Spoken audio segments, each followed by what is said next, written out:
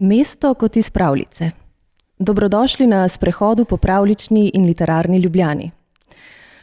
Pogovarjali se bomo s profesorico doktorico Mileno Blažič, eno najvidnejših strokovnjaki na področju mladinske književnosti, in gospo Matejo Kregar Gliha, ki najbolje od vseh pozna vse skrite kotičke, ki jih opisuje knjiga Pravljična in literarna Ljubljana. Knjiga je izšla pri založbi Morfem. Namenjena pa je otrokom, predvsem osnovnošolcem, pa tudi dijakom, da skupaj s svojimi starši, učitelji ali mentorji na sprehodih, izletih, ekskurzijah in obiskih odkrivajo nove plati naše prestolnice, ki odsevajo v literarnih delih slovenskih, predvsem mladinskih avtorjev in iz različnih obdobij. Dobrodošli in najlepša hvala, da ste se odzvali našemu povabilu. Začela bi kar z vprašanjem, kako je vzniknila ideja za to knjigo. Avtorice ste 3, poleg vaju je to še gospa Kasilda Bedenk, ki se današnjega pogovora ni utegnila udeležiti. Pravzaprav mogoče bi drugače zastavila. Pred leti, sigurno enih 15-20 let nazaj, je bil seminar slovenskega jezika, literature in kulture, ki je že v naslovu imel Mesto in meščani. In že takrat pravzaprav z Matejo sva se bežno poznali, sem se jaz odločila, da bi s področja mladinske književnosti obravnavala motiv Ljubljane. Takrat mi je zelo pomagala tudi Pionirska knjižnica oziroma Mestna knjižnica Ljubljana, ker so zbirali literarne reference.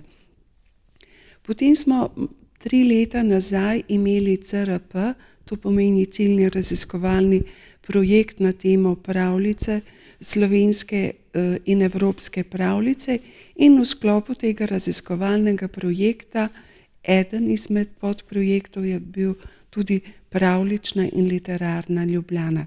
Tako da pravzaprav ideja je dozorevala zagotovo 10-20 let. Srečo smo imeli vsaj z literarnega področja, kjer je izjemno veliko avtorjev omenjalo Ljubljano, Ljubljana kot mesto, predvsem Emona, to bo Mateja tudi omenila, je eno izmed najstarejših mest, ker je nastalo že v 13. stoletju pred našim štetjem. To pomeni 3000 letja. Tako veliko literature je tudi. Ja, mogoče bi jaz samo še dodala temu mozaiku, kot je že Milena povedala. Res, midve se poznava že kar nekaj let. Milena me je spremljala na številnih vodenjih po mestu. Njene študentke, pa študentje, no, se so tudi fantje, so bili kar redni gosti na ogledu, in potem, ko je ona poslušala te zgodbe, mi je večkrat rekla, pa midve se morava najti skupaj, mi moramo nekaj, a ne? Tako da se spomnim potem, ko sem pred 10 leti imela temo za diplomsko nalogo Ljubljančanke, ki so orale redine, smo seveda šli po mestu in je ona rekla, točno to mi potrebujemo za tisto idejo, kot sem jo imela. Ne?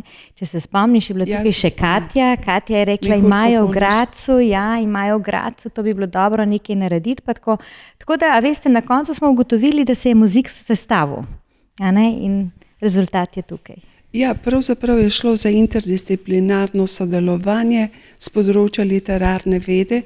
Sama moram biti toliko kritična, da nimam teh sposobnosti za vodenje, in tukaj smo pravzaprav dobili najbolj izkušeno in najbolj, kako bi rekla, tudi zgovorno vodičko, ki pravzaprav pozna veliko stvari in včasih je treba poznati stvari z mednarodnega stališča. Kaj je za obiske relevantno. Tako da Mateja je tukaj, medve sva šle po Hribarjevi Ljubljani, medicinski Ljubljani, ženski Ljubljani, univerzitetni. Jaz mislim, veliko teh sprehodov je bilo. Je bila takrat, če se spomniš, revolucije tudi. V glavnem, bilo je kar nekaj že vmes obiskov. Torej, knjiga v bistvu predstavlja 3 literarne poti, ne? Ki so poimenovane po, videti je, da obstaja še veliko, mnogo več poti, ki bi jih lahko vključili. Kako je potem potekal sam proces izbora točk, izbora samih poti? Kako je prišlo do imen poti, do poimenovanja? Pravzaprav literarna Ljubljana je že v 50 letih, profesor Kotnik je napisal serijo 10 člankov, in te članke bi bilo potrebno up-to-datati, posodobiti. in je našel take zanimivosti, se je pa Ljubljana tudi precej spremenila. In potem smo pa razmišljali, tukaj je pa Mateja, njena strukturiranost je prav prišla, je rekla 10 točk, mogoče podtočke, tako da je ona postavila to pragmatično mejo. Stališča literarne vede sem pa tako razmišljala, ker to je mladinska književnost, simpatično bi bilo omeniti citate iz književnih besedil, pa vizualni citat.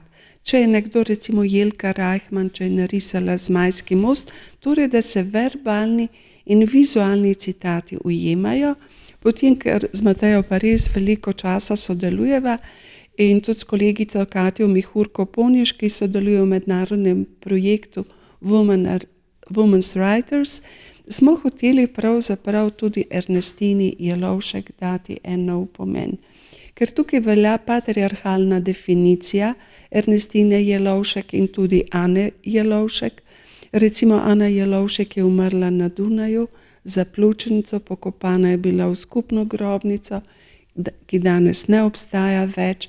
Ponovno sva brali z Matejo pravzaprav Ernestinine spomine, kako je lepo z veliko empatije opisala svojo ljubezen do Prešerna in smo želeli predstaviti ne samo to stereotipno povezavo Prešern, Primicova Julija, zato ker je bila iz višjega socialnega in ekonomskega položaja, ampak tudi Ernestino. Vse končno je imel 3 otroke, ki niso bili nezaželeni, tako kot predstavlja literarna zgodovina. Tako da smo dali tudi Ernestinine res lepe citate. Ja. In poimenovali po Prešernovih otrokih.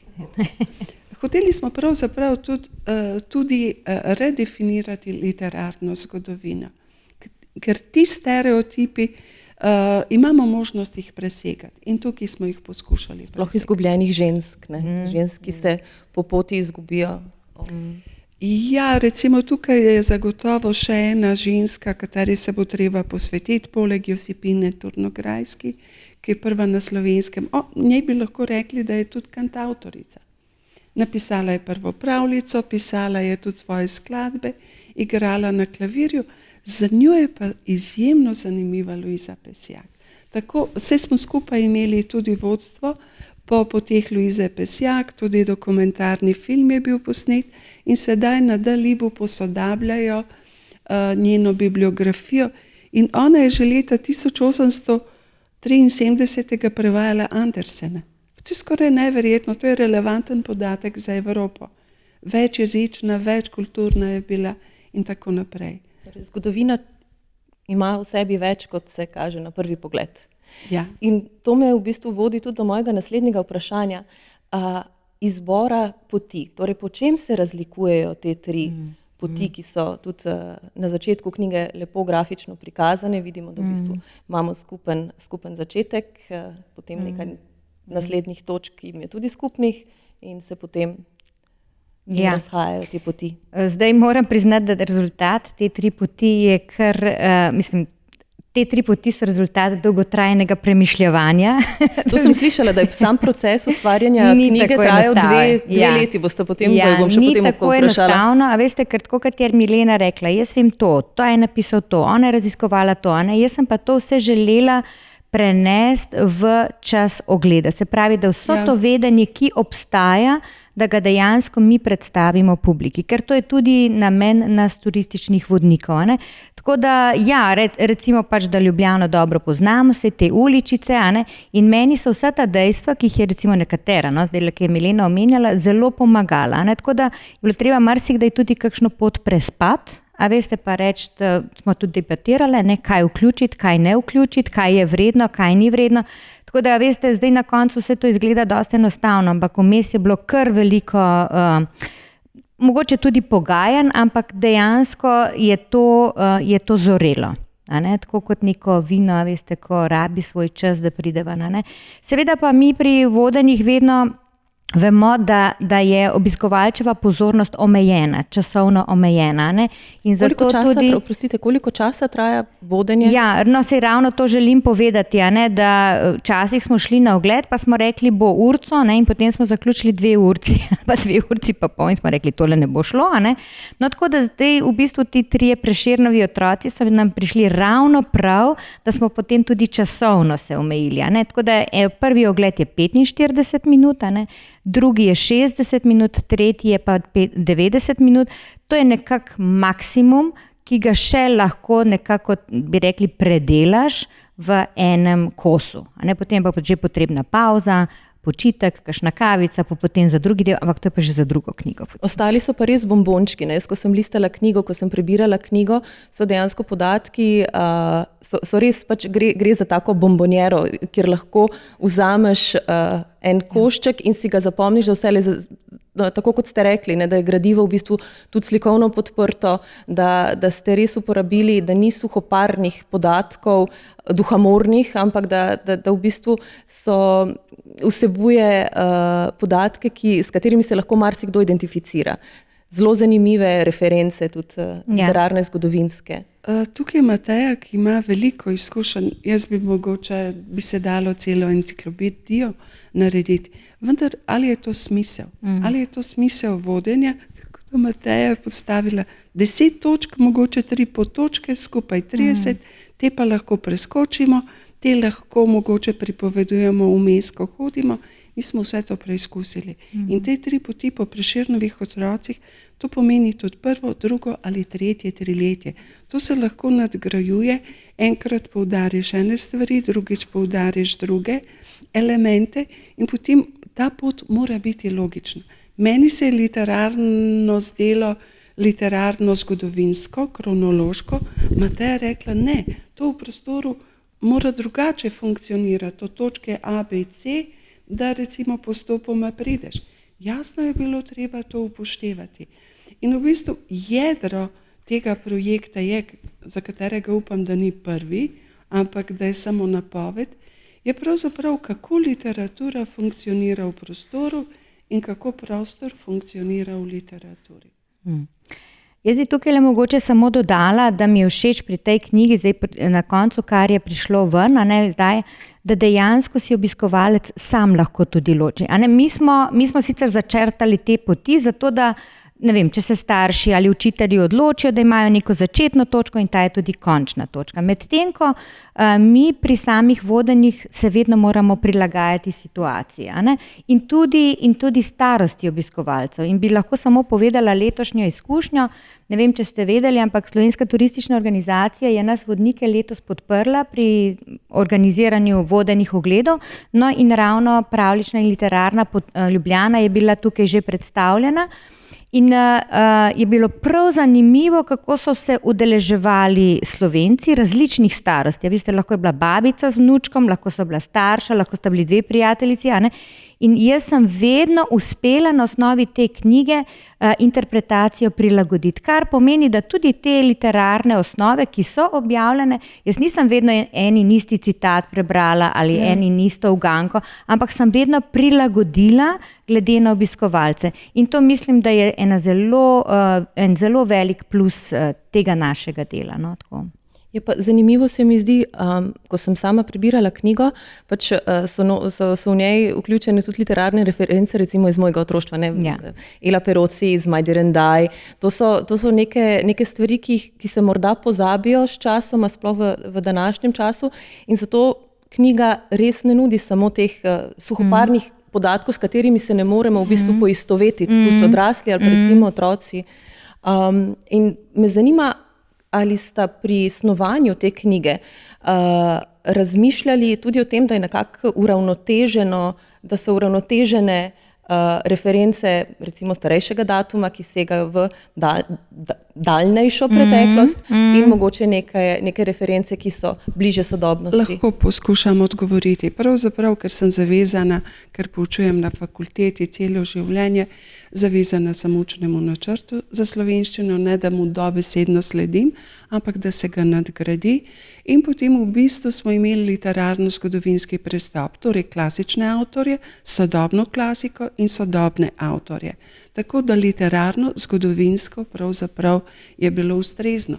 Potem smo dodajali avtorje in besedila, ki so v učnem načrtu ali predlagali, ali priporočeni, ali nadgrajujejo učni načrt in so vsekakor relevantni. To, kar si pa ti vprašala, spoštovana Ana, to so ponarodele slikanice. Moj dežnik je lahko balon, muca copatarica, zmaj, direndaj. In pravzaprav otroci ali učenci niti ne vedo, kdo je avtor, poznajo pa besedilo ali naslovnico. Naslednje leto bo 100. obletnica rojstva Ele Peroci in sodelujemo s Pošto Slovenije, tako da bo Ela Peroci imela svojo znamko, na kateri bo muca copatarica. Tako, če bo čas, bi mogoče imeli še pot Ele Peroci, ker ona je topografsko zanimivo predstavila Ljubljano. To je točno recimo eno vprašanje, ki sem ga želela zastaviti malce kasneje, ampak smo ravno prišli na to izhodišče, ali obstaja nadgradnja v bistvu teh poti, ali lahko knjiga, kot je ta, spodbuja bralno pismenost pri otrocih, pri mladini in hkrati zanimanje za zgodovino, zanimanje za mesto, zanimanje za... Mogoče bi tukaj le jaz začela, ker bi se rada navezala še na tisto, kar je Milena poprej rekla, da so nekatere stvari že ponarodele. Se pravi, da mi smo zagotovo želeli v to knjigo vključiti stvari, ki veljajo za splošno razgledanost. Se pravi, da kdor bi vzel to knjigo, bi rekel, aha, to je tisto, kar jaz moram vedeti kot Slovenec, kot poznavalec slovenske literature in tudi kraja. Ne? Drugo pa, glede ponarodelosti, naj pa povem peripetijo, pa to še nisem povedala Mileni. Recimo imamo Stritarjevo ulico, a ne, in seveda mi govorimo o Stritarju in potem jaz vprašam, no, kaj mislite, katero znano slovensko pesem je napisal Josip Stritar, in oni, ne, on je bil pisatelj, ne. In potem začnemo, Žabe svatbo so imele, a ne, in tako, a res, a ne, in to je tisto, veste, to je ta moment, ker obiskovalci vedno morajo biti tudi intelektualno izzvani. Se pravi, ne samo, da ti njim nekaj recimo deliš, a ne, ampak jim daš tudi zamisliti, a ne. Potem recimo imamo Otona Župančiča, a ne, par ugank in seveda, a ne, nekatere se spomniš iz šole, tista starejša generacija, a ne, recimo, da pač tisti mlajši bi se to morali še naučiti, kakšno pa rečeš uganka, to pa, kaj bi že to bilo, pa seveda, saj to smo se učili v šoli, kozolec, točno, a ne. Tako da je eno tako zelo zabavno vodenje, veste, je interakcije kar nekaj. Upam, da bo recimo ta knjiga dobila svojo digitalno obliko, da poleg verbalnega in vizualnega besedila bi bila možnost mogoče klikniti in ravno take briljante, kot je Mateja omenila, kakšno pesmico, kakšno uganko, ker ljudem se zdi mogoče malo protislovno, da tak resen gospod kot je Josip Stritar, da je pisal tudi otroške pesmice. In v bistvu... kot vidimo, je tudi kosovelne. Ja, tako je. Med drugimi, ki so čudovite. Mi imamo tudi... To je bila tudi ena zadeva, mislim, ena tema, ki je nisem znala. Mi imamo približno 100 nadgraditev te pravlične in literarne Ljubljane. No, se zato me zanima, ali je to... Tudi Zvezdico za Spanko, Plečnikovo Ljubljano, samo mladinsko, ker recimo Kristina Brenk je že v 50 letih omenila 2/3 Plečnikove dediščine, arhitekture, ko še ni bil tako znan. In tako naprej. Recimo lahko organiziramo samo vodenje po poteh Zvezdice za Spanke, to ima tudi že narejeno. Ma cel kup je teh stvari, potem pa je Mona, recimo pripovedna Ljubljana, ne samo pravlična Ljubljana. Potem stara Ljubljana od Nika Grafenauerja iz leta 1983, ko je Niko Grafenauer uporabil odlomke iz Valvazorja, potem je sam napisal pesmi, potem je Kamila Volčanšek ilustrirala. To bi lahko bila samostojna knjiga, tako da upam, da bodo tudi aplikacije, to lahko naslovimo na urednico. Ja. No, jaz bi tukaj dodala, definitivno je to, kar pravi Milena, digitalizacija, ker danes je to tako, da imajo otroci radi, mladi radi in odrasli. Veste, vse tako je, na ogledu, če so otroci zadovoljni, so tudi odrasli zadovoljni. Tako da je tukaj potrebna tudi ta pristop, razumevanje, neka igrifikacija na tej aplikaciji, pa tako zagotovo prevod knjige v angleški jezik.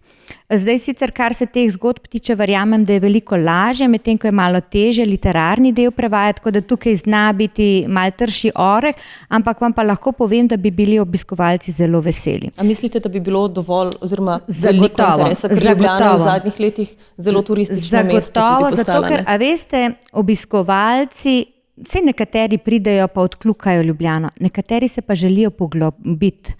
Že to, slovenski jezik, prve besede, da se naučijo, želijo interakcijo z domačini in potem preko literature, a veste, imaš ti tudi možnost spoznati dediščino, recimo v tem konkretnem primeru Slovenije ali pa Ljubljane. Tako da prevod bi bil izredno zaželjen. Je sicer, kot rečeno, malo trši oreh, ampak bi tukaj bilo zelo zaželjeno z moje strani, recimo strani vodniške stroke. Zagotovo, če mene vprašate, ker pač sodelujem le tudi z drugimi vodniki po Sloveniji, da bi naredili pravljične literarne poti Celja, Maribora, Kranja. A veste, to vsak kraj, saj ni rečeno, da je pač knjiga, da ima, 56 strani, ni potrebno, ampak enostavno, da ozavestimo tako domačine, kot tudi recimo vodstva občin, kot tudi obiskovalci, da v vsakem kraju nekdo deloval in pustil vtis. In če se opravičujem, samo to bi pa rada vprašala. Torej, literatura odseva stanje duha nekega mesta, nedvomno. Definitivno. In zanima me, ali menite, da lahko v bistvu deluje tudi obratno? Da lahko literarno delo spremeni utrip nekega mesta? Na kulturni ravni. Mogoče bi tukaj omenila en zasuk, temu se reče prostorski obrat v literarni vedi. ZRC SAZU, kolegi na oddelku za primerjalno književnost in literarne vede imajo in slovenski in mednarodni projekt. To pomeni, da se ta prostorski obrat dogaja po celem svetu. In mi smo del tega. In pravzaprav to, kar smo mi naredili tudi s projektom, ki ga je vodila kolegica doktorica Alenka Žbogar, temu se reče prostor slovenske literarne kulture.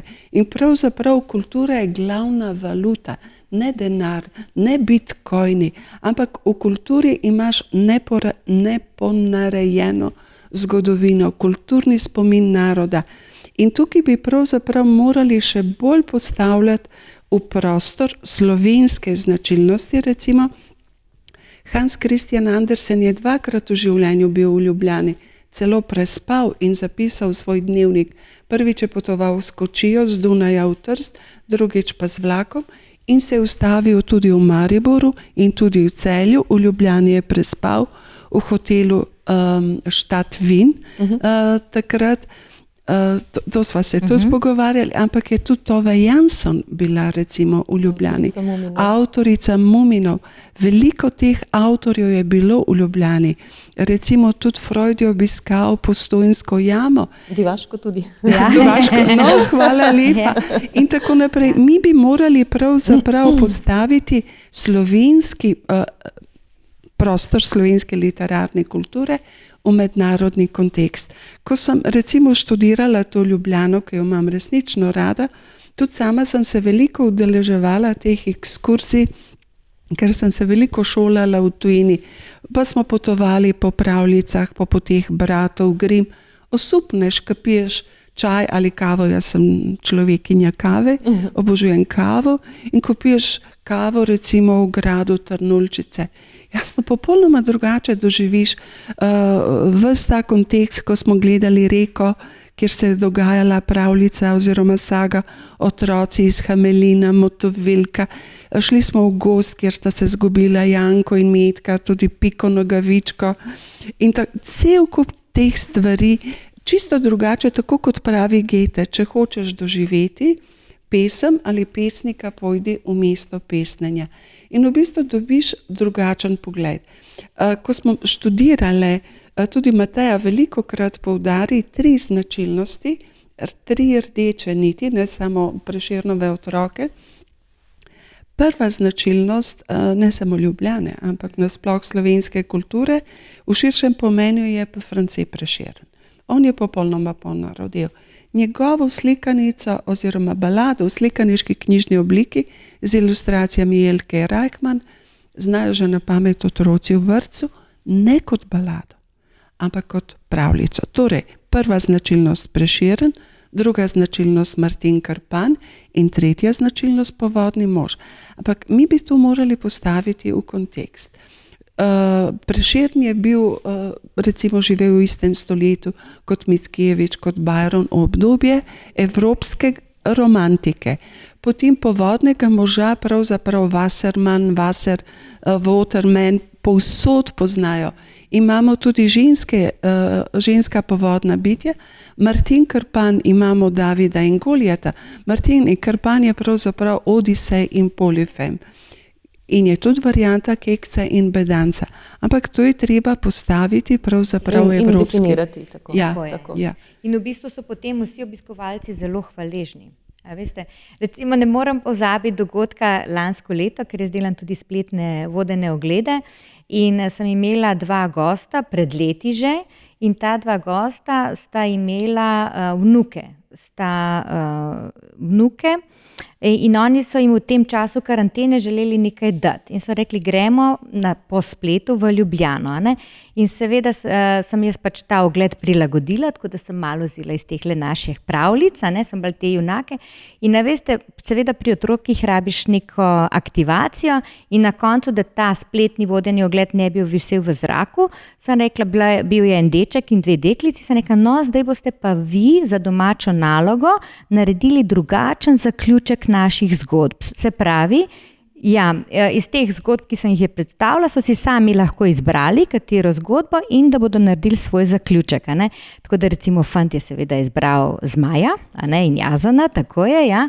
Medtem ko deklici so si pa izbrali Urško in Povodnega moža.